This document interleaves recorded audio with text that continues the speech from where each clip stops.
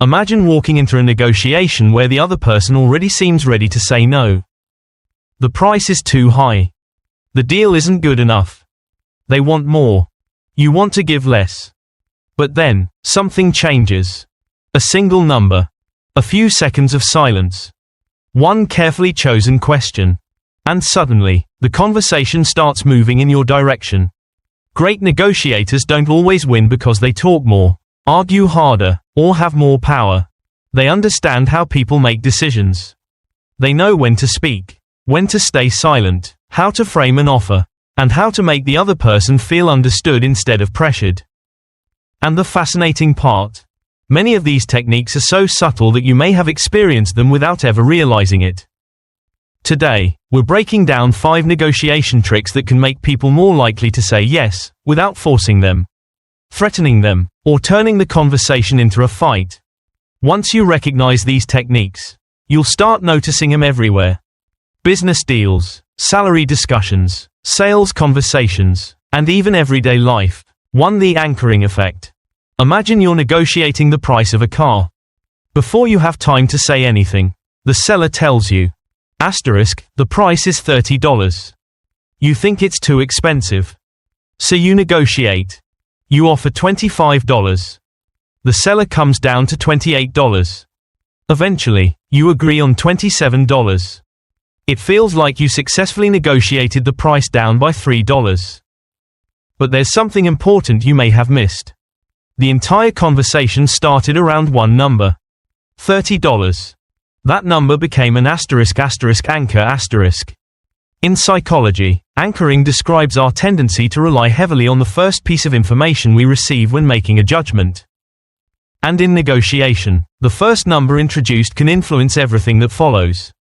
Imagine the exact same car. But instead of starting at $30, the negotiation begins at $24. Suddenly, $27 might feel expensive. Nothing about the car changed. Only the reference point did. That's what makes anchoring so powerful. Once a number enters the conversation, your brain naturally begins comparing every new offer against it. $28 feels cheaper than $30. $27 feels even better. But the real question isn't whether $27 is cheaper than the original offer.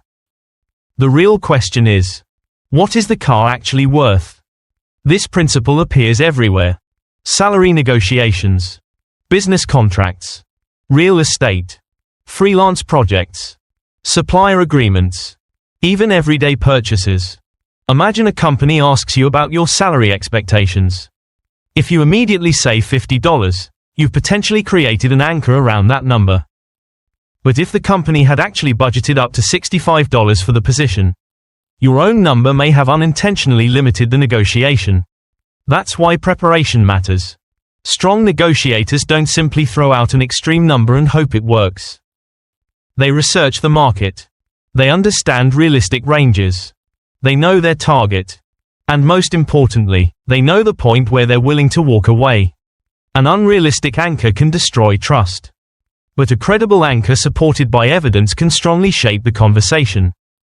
And if the other person anchors first, don't automatically negotiate around their number. Pause. Ask how they reached it. Compare it with objective information. Then introduce your own reference point if necessary. Because the first number you hear doesn't have to become the number that controls the negotiation. The first negotiation trick is simple. Understand the anchor before you start moving around it. 2. The power of silence. Most people believe negotiation is about knowing what to say.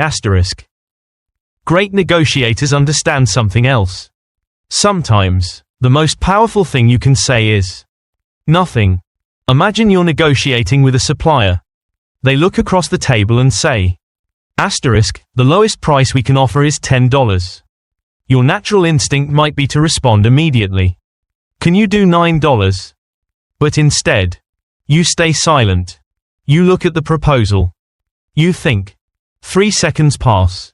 5 seconds. The silence starts becoming uncomfortable. And then something interesting may happen. The supplier speaks again. Well, maybe we could reduce it to $9.500. You didn't argue. You didn't demand anything. You didn't even make another offer. You simply gave the other person space to keep talking. Why can this work? Because humans are often uncomfortable with silence, especially during tense conversations. When nobody speaks, people may feel pressure to fill the empty space. And when they do, they sometimes reveal information they never intended to reveal. They might explain why the price is high. They might mention a deadline. They might reveal that they have flexibility. Or they might improve their own offer before you've asked him to. This is why experienced negotiators don't rush to respond. When they receive an offer, they pause. They think. They allow the other person to experience the silence. But silence has another important advantage. It prevents you from negotiating against yourself. Imagine you make an offer. I can pay $20. The other person doesn't respond immediately. You become nervous. So you quickly add. Maybe $21. Still nothing. Then you say. Okay, $22. Think about what just happened. The other person didn't negotiate with you. You negotiated with yourself. You increased your offer by $2 simply because you couldn't tolerate a few seconds of silence. That's why silence isn't just a technique for influencing the other person. It's also a form of self-control. It gives you time to think instead of reacting emotionally. It allows you to observe body language, evaluate the offer, and decide what you actually want to say next. But silence shouldn't be used as intimidation. Staring aggressively at someone for 30 seconds isn't clever negotiation. It's uncomfortable. The goal isn't to make the other person feel threatened. The goal is simply to stop treating every quiet moment as a problem that needs to be fixed. Sometimes, the other person needs time to think too. Give them that time. Because negotiations aren't always won by the person who talks the most. Sometimes they're won by the person who knows when to stop talking. The second negotiation trick is simple. After an important offer or question, don't be afraid of silence. Give the conversation room to work. 3. Mirroring and matching. Most people enter a negotiation thinking about one thing. How do I convince the other person? But great negotiators often start with a different question. How do I make the other person feel understood? Because before people become willing to agree with you, they usually want to feel that you've actually listened to them. That's where mirroring comes in. Imagine you're negotiating with a client. The client says, your proposal looks good, but I'm worried about the delivery time. Instead of immediately defending yourself by saying, don't worry, we can deliver on time. You pause and respond. The delivery time. That's it. Just a few words. But something interesting can happen. The client may continue. Yes, we have a major launch in 6 weeks. And if the project is late, our entire campaign could be delayed. Now you've learned something important. The real issue isn't simply delivery time. It's the risk of missing their launch. And that information can completely change the negotiation. Instead of immediately offering a discount or changing the contract, you can address the actual concern. Certainty.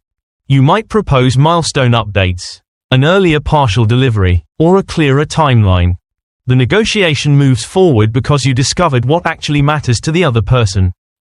Mirroring can be as simple as repeating a few important words the other person just used. If they say, the contract feels too risky, you might respond, too risky.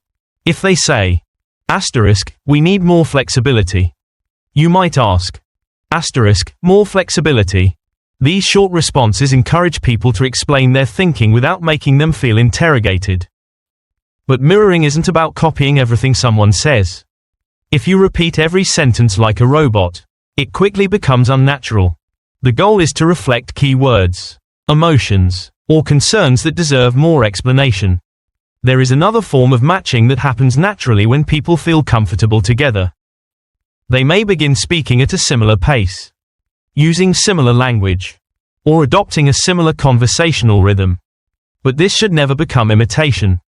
If someone crosses their arms, you don't immediately cross yours. If they lean forward, you don't mechanically copy them.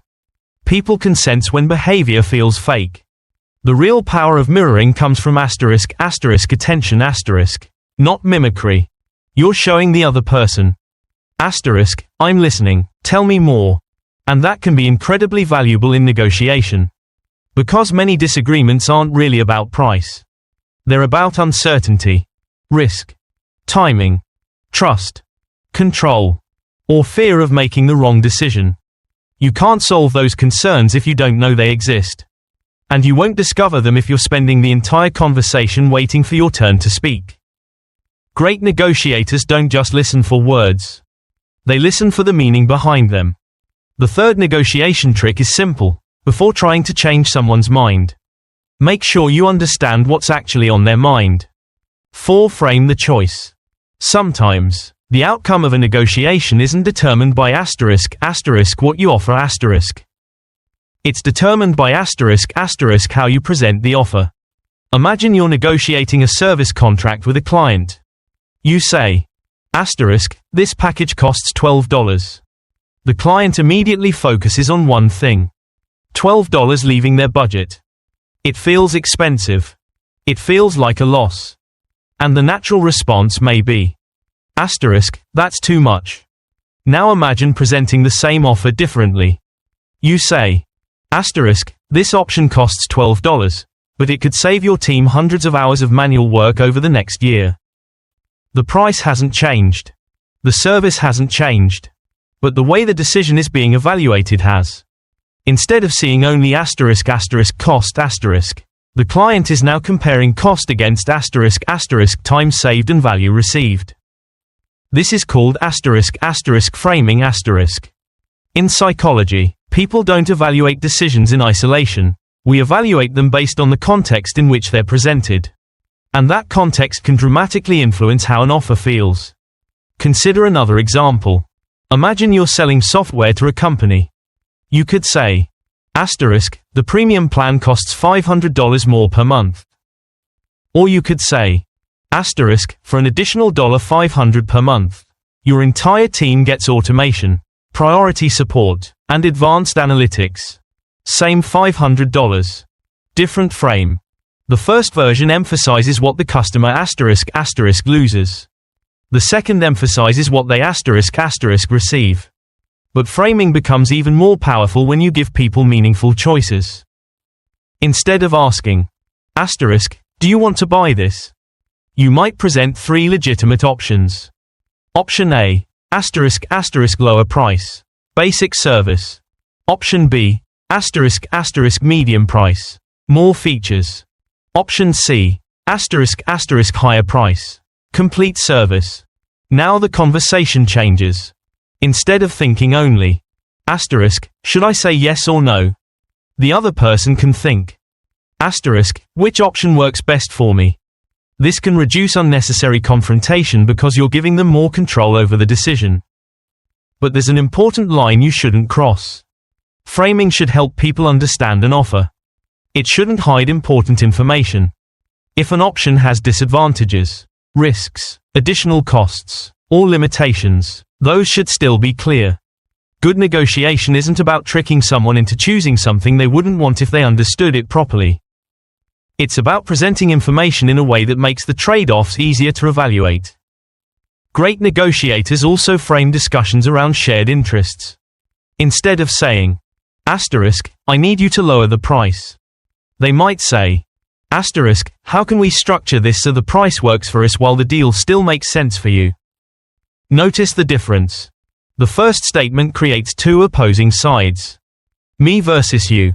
The second creates a shared problem. Us versus the problem. And that shift can completely change the tone of a negotiation. Because people are usually more willing to cooperate when they feel they're helping design the solution rather than being pushed towards someone else's answer. The fourth negotiation trick is simple. Don't just think about what you're offering. Think about the frame through which the other person will evaluate it. 5. Ask questions instead of making demands. Most people think negotiation is about making strong demands. I need a lower price. I want a higher salary. You need to deliver this by Friday. But demands often create resistance. The moment someone feels pressured, their natural reaction may be to defend their position. Great negotiators understand this. Instead of telling people what they must do, they often use something far more powerful. Questions. Imagine you're negotiating with a supplier. They tell you, the price is $15. We can't go any lower.